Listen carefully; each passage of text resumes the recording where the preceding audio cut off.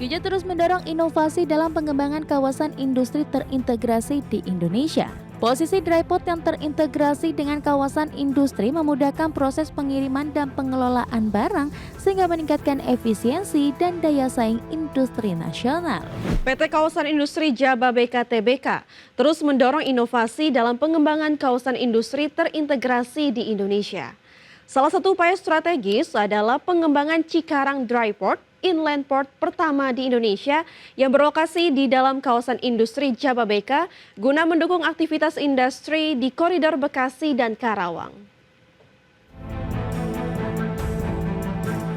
Kija terus mendorong inovasi dalam pengembangan kawasan industri terintegrasi di Indonesia. Persero menyampaikan bahwa Cikarang Dryport berperan penting sebagai fasilitas logistik strategis yang mempercepat arus distribusi barang bagi industri di kawasan tersebut. Posisi dryport yang terintegrasi dengan kawasan industri memudahkan proses pengiriman dan pengelolaan barang sehingga meningkatkan efisiensi dan daya saing industri nasional. Pengembangan kawasan industri terintegrasi ini juga termasuk penyediaan infrastruktur pendukung seperti fasilitas pergudangan, transportasi, dan layanan teknis yang memenuhi standar global. Kija berupaya memenuhi kebutuhan investor dengan menghadirkan ekosistem lengkap yang mendukung kegiatan manufaktur, ekspor, dan impor secara optimal di wilayah Bekasi, Karawang. Manajemen Kija optimistis dengan inovasi dan investasi berkelanjutan kawasan industri terintegrasi ini dapat menjadi motor utama pertumbuhan industri nasional. Dengan keberadaan dryport dan fasilitas modern lainnya, Kija siap menyambut ekspansi dan peningkatan aktivitas bisnis dari berbagai sektor industri. Pengembangan kawasan industri terintegrasi oleh Jababeka melalui Cikarang Dryport memperkuat posisi Indonesia dalam rantai pasokan global. Kija menghadirkan solusi inovatif yang mendukung produktivitas dan daya saing industri dalam jangka panjang.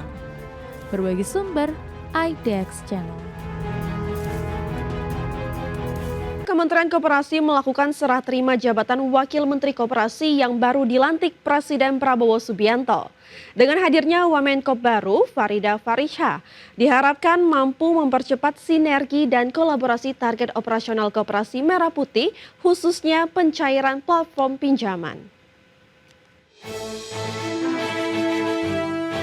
Menteri Koperasi Ferry Juliantono yang sebelumnya menjabat Wakil Menteri Koperasi melakukan serah terima jabatan dengan Wakil Menteri Koperasi baru yakni Farida Farihah.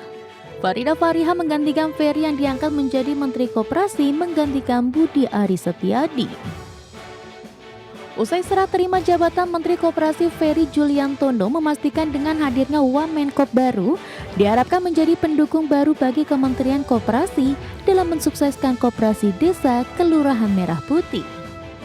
Menjadikan koperasi kembali menjadi sokoguru perekonomian nasional, menjadi badan usaha yang mampu mengejar ketinggalan dari badan usaha yang lain, dan secara khusus untuk kegiatan tahap operasionalisasi Koperasi Desa Kelurahan Merah Putih ini, kita sudah sebenarnya dari sejak minggu lalu sudah melaksanakan tahap sosialisasi tata cara pencairan plafon pinjaman yang sudah disediakan oleh bank-bank himbara. Sekaligus juga kita sudah melakukan sosialisasi kepada dinas-dinas, satgas di tingkat provinsi dan kabupaten kota untuk mensosialisasikan tata cara pembuatan proposal bisnis dari setiap koperasi desa Kelurahan Merah Putih. Diharapkan pada bulan Oktober mendatang terdapat 20.000 koperasi desa sudah dapat beroperasi secara efektif. Pada kesempatan yang sama, Wakil Menteri Koperasi Farida Farihah menegaskan komitmennya dalam memperkuat peran koperasi demi kesejahteraan rakyat Indonesia, khususnya menjadikan Kopdeskel Merah Putih menjadi tulang punggung perekonomian rakyat sekaligus pilar penting pembangunan bangsa.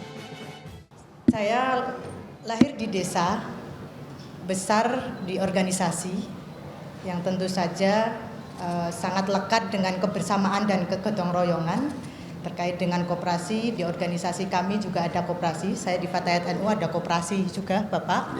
Di Perempuan Bangsa juga ada koperasi perempuan.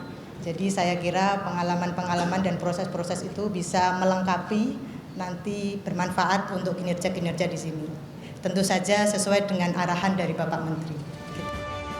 Di sisi lain saat ini salah satu fokus utama Kementerian Koperasi adalah operasionalisasi Kopdes Merah Putih, khususnya tahap sosialisasi tata cara pencairan plafon pinjaman berjalan secara efektif. Dari Jakarta, Ade Firmansyah, IDEX Channel. PT Pyridam Pharma Tbk melalui anak usahanya Pobriotech resmi memulai operasional pabrik baru di Kemps Creek, New South Wales, Australia. Dengan luas mencapai 36.000 meter persegi, fasilitas ini menjadi pusat pengemasan primer dan sekunder terbesar dan terlengkap di Australia dan siap mendukung ekspansi bisnis farmasi secara global. PYFA melalui anak usahanya Pobriotech resmi memulai operasional pabrik terbaru di Australia.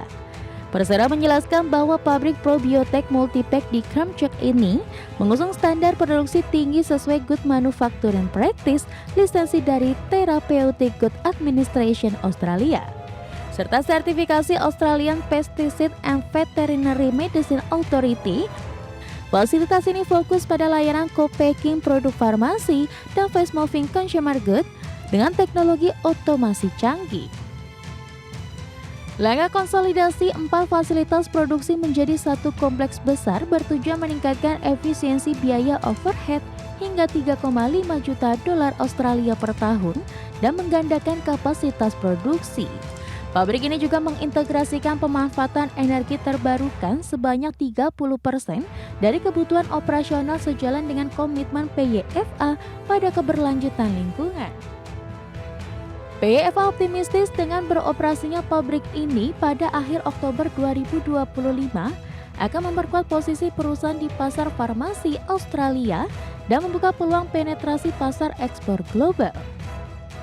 Selain di Australia, PYFA juga tengah memperkuat kapasitas domestik melalui fasilitas etika industri farmasi yang akan diresmikan tahun ini sebagai bagian dari strategi pertumbuhan berkelanjutan. Berbagai sumber, IDEX Channel. PT Temposcan Pacific Tbk atau TSPC bersama induknya PT Boga Mulia Nagadi resmi mendirikan perusahaan baru bernama PT Tempo Agri Nusantara. Perusahaan ini akan berfokus pada industri pengolahan susu dan produk turunannya. PT Temposcan Pacific Tbk atau TSPC bersama induknya PT Boga Mulia Nagadi resmi mendirikan perusahaan baru bernama PT Tempo Agri Nusantara atau TAN. TAN dibentuk melalui anak usaha Temposcan yakni PT Polari Limunu Sainti atau PLI dan PT Kian Mulia Manunggal atau KMM. Dalam struktur kepemilikan, Boga Mulia memegang 60% saham sementara PLI dan KMM masing-masing 20%. Total modal yang disetor mencapai 1 miliar rupiah sebagai dasar operasional perusahaan baru tersebut. Direktur dan Sekretaris Perusahaan Temposcan Sania menjelaskan TAN akan bergerak di sektor pengolahan susu segar, krim, susu bubuk, susu kental, serta produk turunan susu lainnya. Selain itu cakupan usaha TAN juga meliputi pertanian, peternakan, perdagangan, dan jasa pendukung lainnya. Sania menyampaikan pembentukan entitas ini sebagai bagian dari strategi ekspansi bisnis perseroan di industri pangan. Adapun industri pengolahan susu sendiri bukan hal baru bagi Temposcan. Lewat KMM Perseroan telah memproduksi susu bubuk untuk bayi dan balita dengan merek Vidoran. Produksi tersebut dilakukan melalui 2 pabrik yang berlokasi di Surabaya dan Cikarang, sehingga keberadaan TAN diharapkan memperkuat posisi perusahaan di sektor nutrisi dan kesehatan. Berbagai sumber, IDEX Channel.